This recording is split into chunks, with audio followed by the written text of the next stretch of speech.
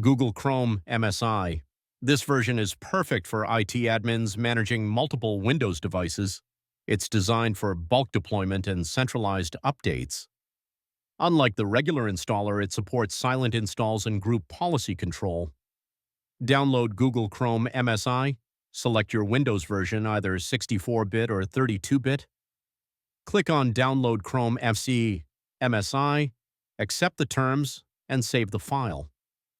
To install manually, just double-click the file you downloaded. For a silent install, open Command Prompt as an admin. Run this command, msi exec /is Chrome and installer MSI -qn. This installs Chrome in the background without any user interaction. Let's manage Chrome with group policy. Download the Google ADMX templates to control settings across your network. You can manage the homepage, extensions, updates, and security rules easily.